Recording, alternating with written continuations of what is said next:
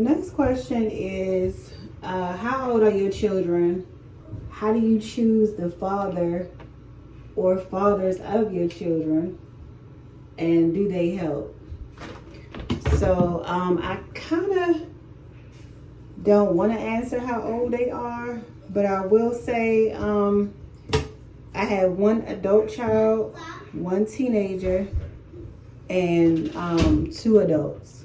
I'm sorry, two toddlers. So one adult child, one teenager, and two toddlers. Now, as far as how I choose my kids' fathers, and the honest answer to that would be I've never really chosen my kids' fathers. I've chosen boyfriends. And my boyfriends and I had children. I didn't really choose my children's father, because had I did that, I would have been choosing a husband, you know. I would never just get up and say, oh, I want to have a baby with this guy, you know. It was just me not living my life right and having sex before marriage and having children with boyfriends. So that's the honest answer towards that. I mean, and I think I already covered the fact that they made their choice to do what they want to do with their own life, and my kids don't have anybody else taking care of them besides me. So yeah, that's just how that works, and that's why I will always advise people to get married first, and before they have their kids, and to wait at least minimum 2 to 3 years before they start having children, because kids can play a role. You know, they require so much attention and so much time, especially, you know, a newborn. So that type of pressure being on some newlyweds, that's, in my opinion, a recipe for a disaster. You know, I don't see how, unless the couple specifically knows that they want that for themselves that early on in the marriage, is definitely a recipe for a disaster, you know. So if they're sure on it, you know, of course they have the right to do and make the decisions that they want to make for their family. But nah. And also, I always try to tell young ladies not to have sex before marriage, because you might not have planned a baby, but it doesn't mean that a baby won't come, you know. So forget your little boyfriends trying to sleep with you. They don't even deserve all of that, you know. Anybody that feeling you like that need to be taking you down the aisle. And you could get married at 19, 20 years old. I wouldn't recommend it, but I mean, if y'all got to be on each other like that, I would say seek premarital counseling and take y'all time and be sure about it. But just jumping in bed and risking the fact of premarital pregnancy is definitely not where you want to be at. And the black stuff on my hands, if you notice it, is color, because I did color my hair earlier. But yeah, so that's what I would say in terms of that.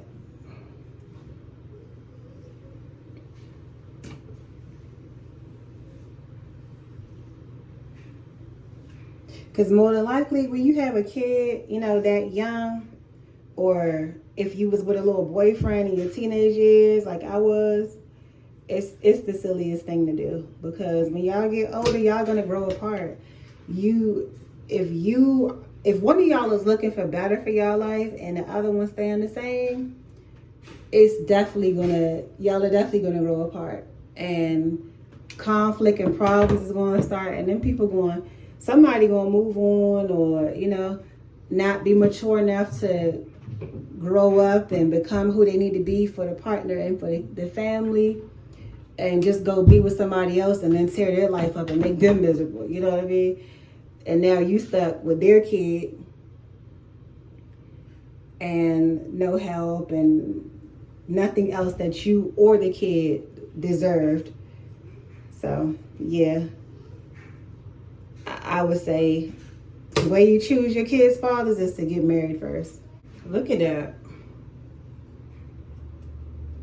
This part of my hair is so damaged. Like, I can't even believe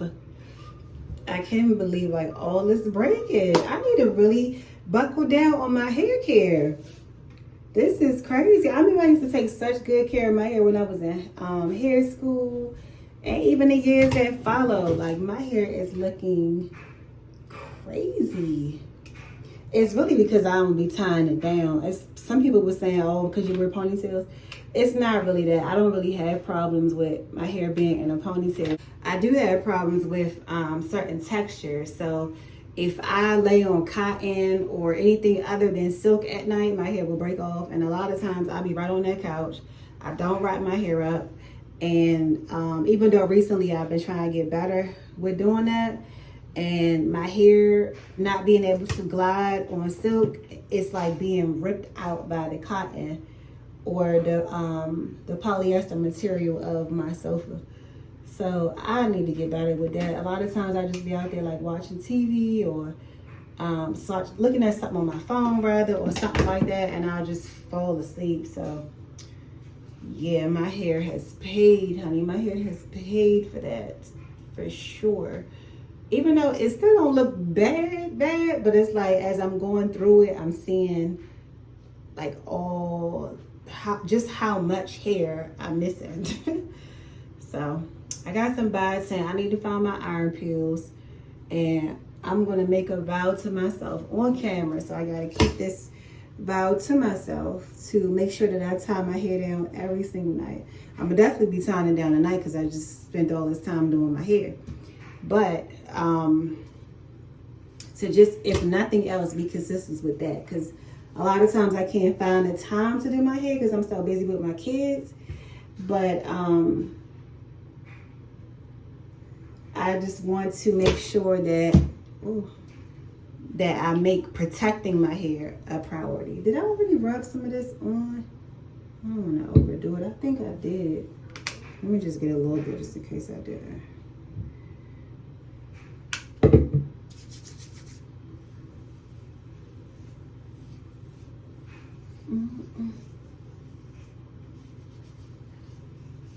Yeah, I'm happy with this product. I had this one, the Silk Elements olive oil spray, but I feel like this one was a little bit too heavy for my hair, which is surprising because coconut oil to me is heavier than olive oil. But because this is more of a serum and this is in a spray form, I guess that might be why. But yeah, we used to use that Silk Elements one, this one, at hair school all the time. But Fantasia was the one I was looking for because I like that for my hair, the serum, but they didn't have that in the store that I went to, so I got that. I bought that stuff in March. Was it March or April? And still ain't do my hair. Like, I'm telling you, I guess you could say I was like stressed out. I was busy and really focused on my income. Like, where was my income gonna come from? DoorDash was going slow. I needed to pay my bills. What was I going to do? Like, just trying to get out and gather my kids up, and sometimes there's resistance there. And, you know, it's hard being a single woman, a single mother who has to take her kids to work with her. You know what I mean? So for all the people that has an opinion on that, you can't really talk on that if you never experienced it, if you never lived it. If you ain't got to take your kids to work with you every single day, you have no idea how stressful that is, how time consuming it is to get them out the house, to even go. You got to stop to feed them. If they're in diapers, they got to be changed. I remember when I first had my baby and I went to their paternal and asked for assistance with the bills, and I was told no. And I was really just trying to show the individual my bills and let them see that I was going to need help. And because that request was declined, I had to go back to work when my baby was 3 weeks old. So luckily my child was born in the spring, and it wasn't so bad having him outside. But I mean, this was 2021, you know, and COVID was still a thing, and I'm having to take my 3-week-old baby outside.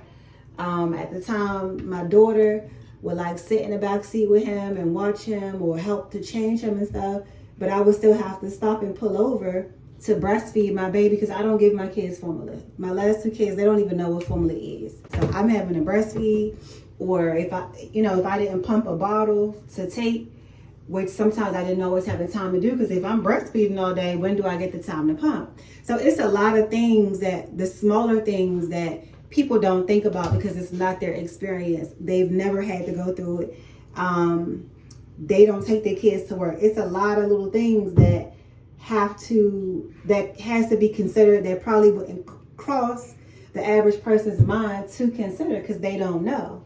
So I definitely want to tell y'all, be really careful how y'all speak on people and how y'all judge people, because y'all don't know their situation. Unless you have had to live that situation precisely, you know nothing about it. You know, so no woman that just had a baby 3 weeks before should be forced to go back to work because the other person that's responsible for the baby doesn't want to help. You know, I hadn't even been cleared to go back to work yet. I'm supposed to have my 6-week checkup, but at 3 weeks, I'm gone out to work. And that didn't really last long because it was too stressful. It was too stressful with the newborn baby in the car. You know what I mean? It just was too much. And it was a rough time. It was definitely a rough time. But again, you know, everybody's experience is different. So unless you know for sure what's going on, don't speak on it. And don't really try to press people out to tell you every single part of their life, because some things they just might not want to speak on. It doesn't mean that because they don't want to speak on it that they're lying or they sneaking or they pretending or, oh, they're not being honest and transparent. Like, it's just been so many different things that have been said that none of them are true. None of them are true. I think I'm probably the most transparent person on this platform. You know what I'm saying? The things I have done, people ain't even done yet. People ain't even came out here like that, you know? And I used to always say, I wish when I started to learn how valuable it was to share your struggles and to share your journey and things like that, I wish I would have been recording and making videos. Well, I was making videos when I lived in the hood, but my place was so nice, the way I had to decorate it, ain't nobody know I lived in the hood. But if I was going outside and showing what I was having to experience and what I was trying to raise kids around, I probably would have got the followers that I have now, got the views that I have now, and had a better life by now. But it was because of the fact that I wasn't, at the time, I didn't want to put that out there. I wanted people to think that everything was fine when it really wasn't. You know what I'm saying? And that's another thing that a lot of people got misconstrued. Oh, well, her life looked good, so it's clear that she had it going on for herself good at one time, and things were, and now she just fell off. No, I never fell off of anything. I've had good times and I've had bad times, but I've been struggling financially on and off since I had my first kid. I just wasn't putting it out there like I'm doing now. So for the people that think that they know my situation, you still don't know. You still don't know. My life has been this way since I was 16 and pregnant. And because of things that I did, which I believe the number one thing was to be fornicating, I definitely believe that's why my life ended up being the way that it was. So for the people that think that they know what I've been doing or what my situation is, you're very incorrect. You're very incorrect. And it was one lady that came today and told me that I made a shorts video in regards to just addressing people that are jealous of you or angry with you about the progress that you're finally starting to make. And she decided she was going to comment, and she told me she felt like I was talking to her. And the truth is, yes, she does feel some kind of way because she works hard on her channel. And then here I just came out the blue with all these views and with all these subscribers, and she doesn't have that. So I said to her, I don't even remember what the rest of her comment was, but I told her straight up, well, number one, since you finally got some courage to come at me and tell me what you're really mad about, yeah, now we could talk, because that's just how I am. I'm able to be reasonable with anybody, you see, but you got to come at me correct. You can't come at me playing, because we ain't even going to do that. You feel me? But if you could come to me and really say, all right, this is how I feel, or whatever the case might be, we could talk. And I've always been that way, you know. So when she did that, I gave her the time of the day to have a little conversation with her. And I told her, well, number one, my life is not, this is not fiction. This is very much nonfiction. All right? This ain't no frauding over here, no game playing over here. This is the real deal. And whatever I'm saying I'm going through is really what I'm going through. I don't gotta make up storylines. Anybody that know me in real life know my life. You know what I'm saying? This is what it's always been. So with that being said, I told her, she talking about, well, you trying to say people jealous of you, but you don't got no man, you ain't got no car, you ain't got no home.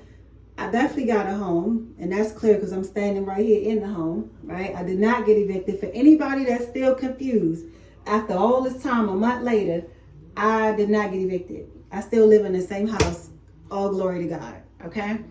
Secondly, a car, baby, I had plenty. I've had plenty of cars. I had a license since I was like 21, and I had a car before that because I didn't care about no license. I was doing me. I drive without one. Okay, so yeah, I'm not even concerned about a car because I had plenty.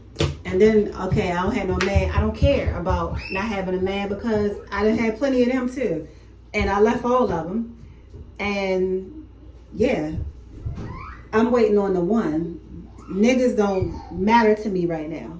You know what I mean? Unless there's somebody that God sent to me to come and be ordained with and make a covenant with, I'm not worried about no dude.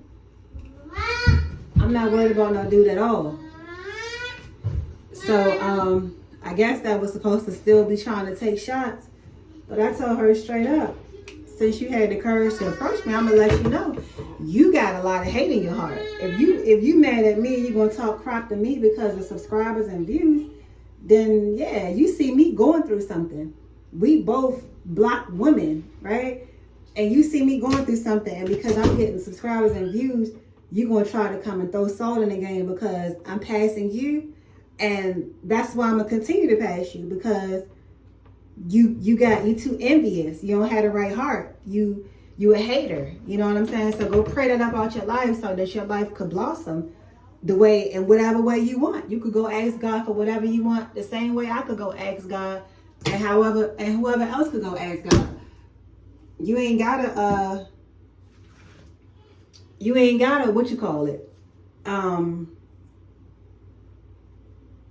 hate on me for what God gave me.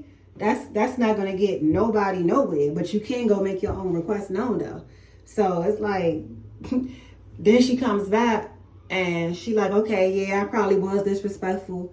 I apologize. So I'm like, okay, shawty, you know what I mean? She could take responsibility for her actions. I don't trip off nothing. I'd rather somebody come to me and be real and be like, look, I know I had messed up.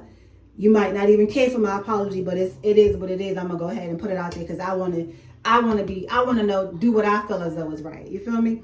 I'd rather somebody approach me like that than to still act like they was cool. So I'm like, all right, shawty, she got some accountabilities. No problem.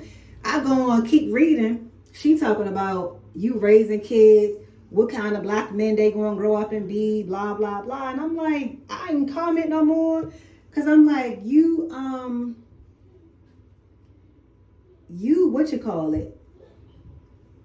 worried about the wrong things. You worried about my kids. Well, my kids don't have nothing to do with you. Talking about God gave me talents and I'm using them for panhandling. No, sir. No, ma'am. I'm definitely not. Just because I asked for help one time does not mean that I'm out here trying to hustle and panhandle people. But if I was panhandling, oh well. I gotta do what I gotta do for me. It don't matter what nobody else think. You know what I'm saying? But I'm on here with a real platform trying to build a real channel. So I don't know why that's so hard for y'all to see. I guess because the people have already plastered it on y'all brain that I'm scamming and panhandling. Y'all can't even wake up and realize, no, this girl has an actual channel. She's gonna use a channel to get herself where she's trying to get and take care of her kids. Like y'all are really blind. Really blind on that. And she said something along the lines of, what she said? She said, yeah, that I ain't like the part about what kind of kids, what kind of black men they gonna grow up to, because it's none of her business. I'm raising them, and as long as I'm instilling Christian principles and biblical principles in my kids, they'll be just fine. They will be just fine. I believe that wholeheartedly. As long as you teach your kids about God and they grow up, they will not depart from that, like the Bible says. So even me, I was taught to be a Christian. I was taught certain things, not to the level of how I know them now, but I had that foundation. And even when I was out here doing whatever, I still knew to pray. Even now, I brought myself back to it fully because it's a decision that I wanted to make, and it was placed in me as a child. Like it says, you won't depart from the things you learn as a child when it comes to being trained and raised properly. You feel me? So it's like people gotta like really stop and think, you know, before they say certain things, because it's you never know what nerves you might be hitting with somebody, or you know what I mean. You just keep your mouth off of people, and especially with their kids. You know what I'm saying?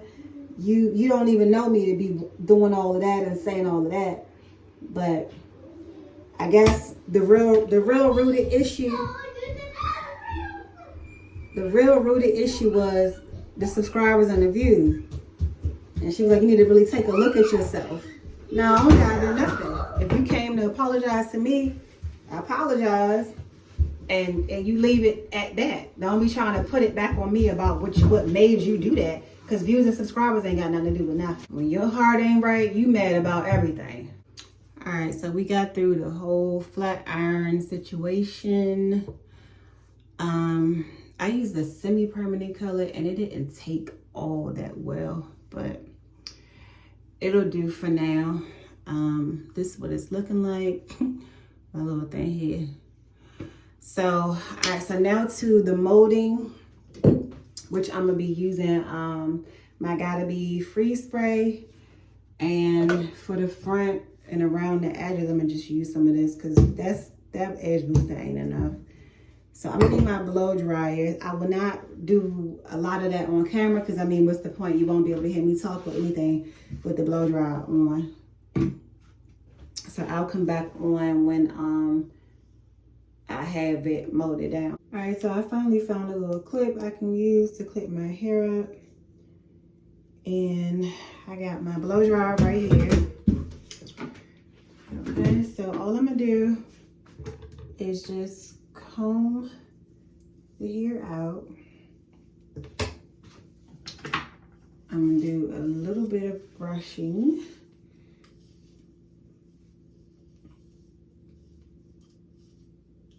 All right, because you want to brush before you put the spray on.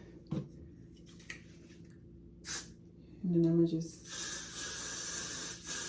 freeze blast. And once I got the spray on, the blow dryer will do the rest. Oh. Blow dryer not even plugged in. Blow dryer not even plugged in, honey.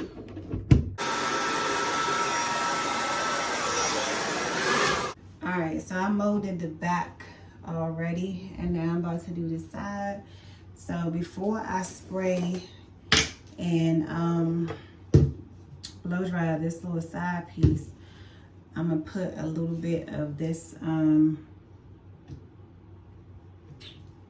I'm gonna use this. It's not, it doesn't really have a firm hold though, so I don't really know how I feel about it too much.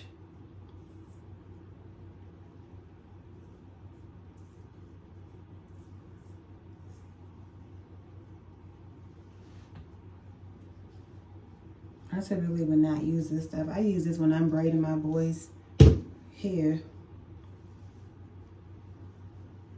But I just don't want to not have something on for the front area. Something to kind of give it a more sleek look. So now I'm going to spray.